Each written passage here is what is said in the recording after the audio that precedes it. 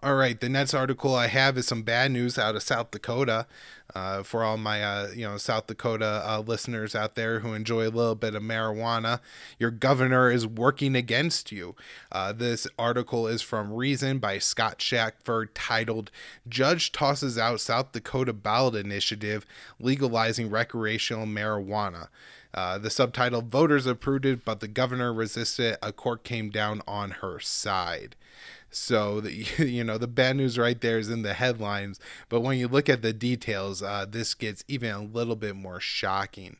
So the ballot initiative in South Dakota, I believe there were two for marijuana this past year, one for recreational and one for medical. The medical one passed with like a 70% approval, but then the recreational one passed 54 to 46. So that was still a pretty good margin of approval.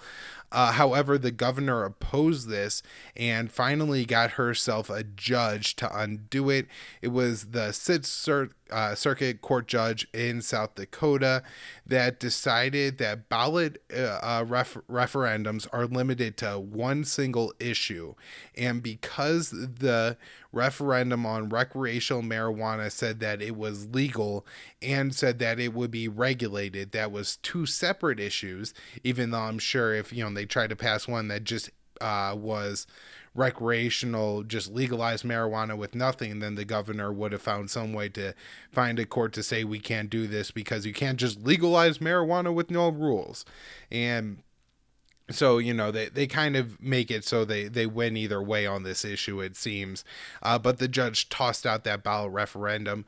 There's something particularly insulting here to the South Dakota taxpayers, where the governor, is paid with taxpayer money, right? Her job is to represent the will of the people who vote her to office.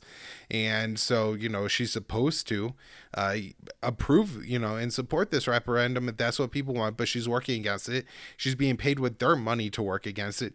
And she's using even more of their money to take this to court, eat up more court resources to, work against something that the South Dakota taxpayers want. It's absolutely terrible. Now, the good news is there is apparently a marijuana caucus of quite a few Republicans in the South Dakota legislature, and they are working towards legalizing marijuana anyway. So this is bad news, good news, because it looks like maybe they will be able to, smoke pot legally in South Dakota. It's also pretty, I think, telling of who Kristi Noem is. She's somebody who's gotten a lot of credit in some circles or hate in others for her response to the COVID virus. But a lot of libertarians have, and myself, have said good things about her because she's, refused to let her state and her businesses be completely shut down. And, people should have the right to decide how they're going to respond to the coronavirus. The government shouldn't be able to dictate all of that. But yeah, she's like, oh yeah, it'd be terrible to lock a business down. But yeah, some, kids out there smoking pot, she has no problem with throwing him in a cage and locking him down for doing that. And so, it's kind of revealing of who she is.